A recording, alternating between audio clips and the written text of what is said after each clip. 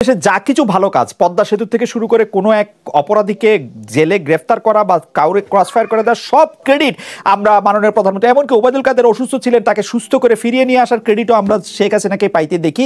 সকল ক্রেডিট যখন শেখ হাসিনার, সকল ডিসক্রেডিটের কিছুটা ভাগ শেখ হাসিনার কাছে কেন যায় না? এবং ওবায়দুল কাদের সাহেব যদি আপনি বক্তব্য আপনার সেপ্টেম্বর মাসের একটা যদি স্টেটমেন্ট দেখেন, বলেছে বাকি 36 জন বিএনপি কে রাস্তায় থাকতে দেব না। এবং উনি যা কিছু বলেছেন, উনি বলেছেন যে বিএনপি যদি বসে যাওয়ার চেষ্টা করে তাকে হেফাজতের পরিণতি বহন করতে হবে।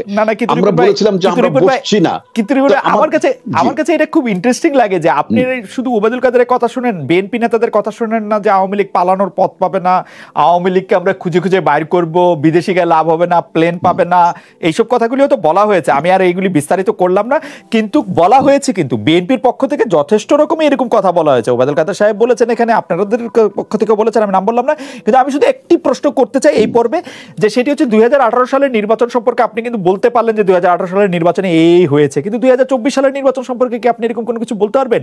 এই যে আপনি বলতে পারলেন না, এই রাজনৈতিক অনুপস্থিতি আপনাদের রাজনীতির জন্য খারাপ হলো কিনা?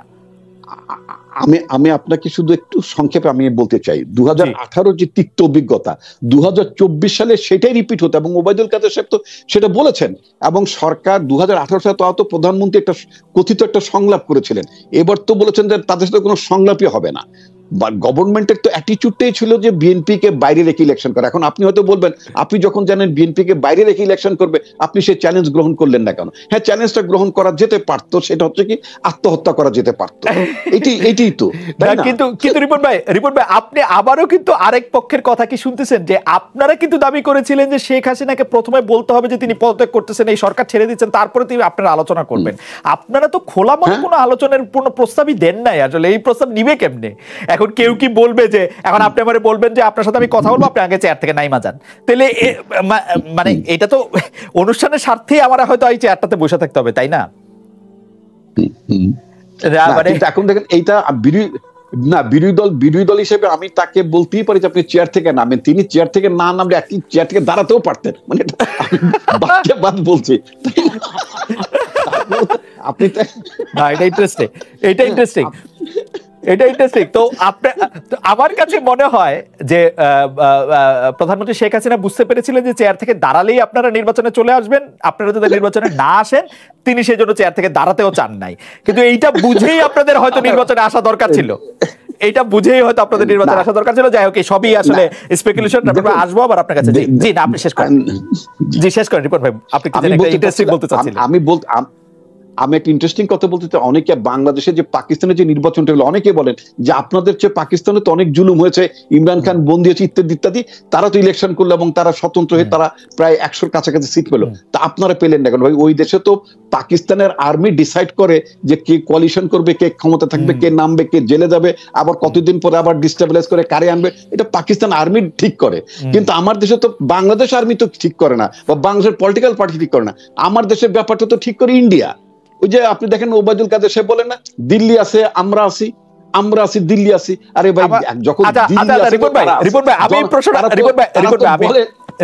বলে না যে জনগণ আছে, আমরা তার তো তা বলেন। রিপন ভাই, আমার এই প্রশ্নটা, আপনিও কি এটা বিশ্বাস করেন জনাব ওবায়দুল কাদেরের মতো যে ইন্ডিয়া আছি, আমরা আছি, ইন্ডিয়া থাকলেই আওয়ামী লীগ থাকবে, এটা আপনি বিশ্বাস করেন?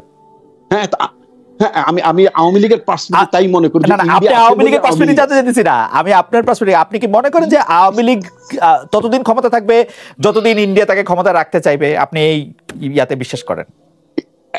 মানে এটা আওয়ামী লীগ, আমি বিশ্বাস করি আওয়ামী লীগ এটা পার্সিউ করবে এবং ইন্ডিয়া আওয়ামী লীগকে রাখার চেষ্টা করবে। তবে আমরা ইন্ডিয়াকে একটা মেসেজ দিতে চাই, তারা কি আওয়ামী লীগের সাথে বন্ধুত্ব চায় না বাংলাদেশের জনগণের সাথে বন্ধুত্ব চায়? আপনি কি মনে করেন যদি ইন্ডিয়া, আপনার কাছে কি মনে হয়, যদি ইন্ডিয়া আওয়ামী লীগের সাথেই বন্ধুত্ব চায় তাহলে আর বিএনপির ক্ষমতা আসা সম্ভব না? না, আমি এটা মনে করি। আমরা জনগণকে নিয়েই আমরা বাংলাদেশে, যেমন 91 সালে আমরা এসেছি, 2001 সালে এসেছি, ইনশাল্লাহ আমরা জনগণকে নিয়ে আসবো। তবে আমরা যে কথাটি তাইলে আমি পরের পর্বে আপনি জিজ্ঞেস করবো জনগণ আপনার সঙ্গে আছে কিনা, সেইটা নিয়ে আসলে আমরা কথা বলবো।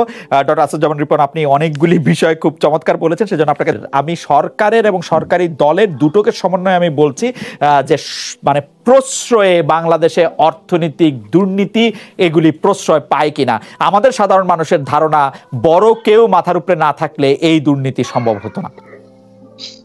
ধন্যবাদ। প্রথমে আপনার এই প্রশ্নের আমার ওয়েতে বলছি, প্রশ্রয়, খুশি করানো, জেনারেলাইজ টার্ম, এইগুলা দিয়ে আমরা কোনো পার্সিউ করা, বিচার করা, সেটেল করা সম্ভব হবে না।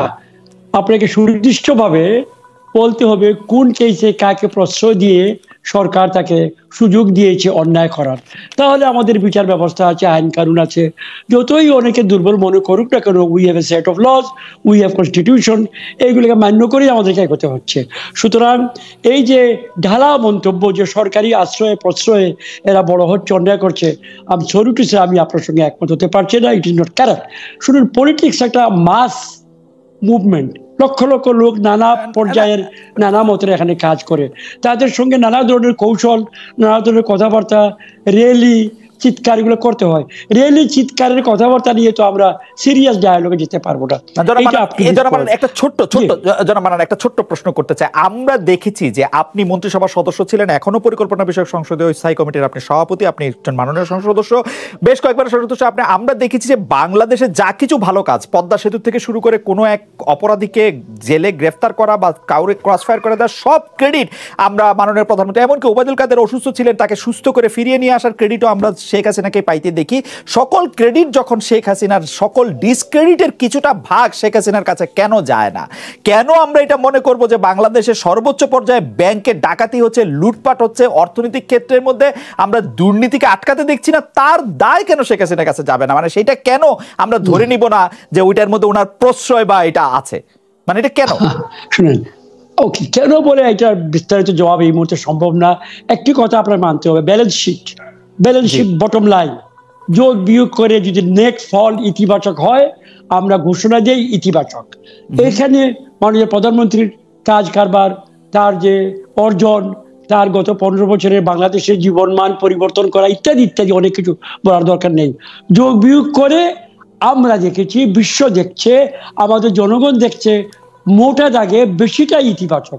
সুতরাং জোয়ারের চাপে এইগুলা কিছু কিছু চাপা পড়ে যায় এবং এইটাই বাস্তব। আর যদি আপনি এক একটি কেস করে তাকে বিচার করতে চান, আমাকে বিচার করতে চান, তাহলে আপনাকে ডিউ প্রসেসে যেতে হবে, আদালতে যেতে হবে, করেন সেইগুলা। এইগুলো তো বন্ধ নয় এই দেশে, ভেরি অ্যাক্টিভ আদালত এই দেশে আছে। সুতরাং এইভাবে ঢালাও মন্তব্য করে যে তার অকৃতিত্ব, আপনি নিজেই বলছেন কৃতিত্ব অনেক বেশি আছে, সুতরাং এইটা এইভাবে আর দেখতে হবে। আমি আপনার মূল যে আর একটা বিষয়, আপনি অত্যন্ত চমৎকার একটা কথা এখানে ডক্টর রিপন বলেছেন, আমি তাকে এই কথাটা তাকে ফেরত দিতে চাই। তিনি, আপনি যখন বললেন যে পশ্চিমা দুনিয়ার দেশগুলো এখন শেখ হাসিনাকে দাওয়াত দিচ্ছে, মিউনিক সিকিউরিটি কনফারেন্স দাওয়াত দিচ্ছে, এইটা কি প্রমাণ করে না যে তাদের যে একটা দাবি ছিল যে পশ্চিমারা আমাদেরকে অ্যাভয়েড করবে? It is not correct. তিনি জবাবে বললেন চমৎকার একটি কথা, ভেরি ম্যাচিওর, যে না, এনগেজমেন্টের পলিসিটা তারা গ্রহণ করেছে, এনগেজমেন্টের মাধ্যমে তারা আমাদেরকে কিছুটা তাদের কথা অনুযায়ী সৎ পথে আনার চেষ্টা করবে। I want to ask doctor Ripon, engagement যদি পশ্চিমারা করে, আমাদের দেশের ভিতরে আমরা যারা সংসদীয় রাজনীতি করছি, নিবন্ধিত আইন কানুন মেনে, আমরা কি এনগেজমেন্ট করব না? আমরা কি ডিসএনগেজ থেকে আমরা কি ওই পথে যাব, নেতিবাচক পথে, সংঘর্ষের পথে, সংশয়ের পথে গিয়ে কি আমরা বাতাস কলুষিত করছি না? তাহলে তার এই যে উচ্চ ধারণা অ্যাবাউট এনগেজমেন্ট, আমারও তাই। ডেমোক্রেসি ডায়ালগের ব্যাপার, ডেমোক্রেসি সহাবস্থানের ব্যাপার, ডেমোক্রেসি এগুলো তাকে শিক্ষা দেওয়ার কোনো বিষয় নয়। I should not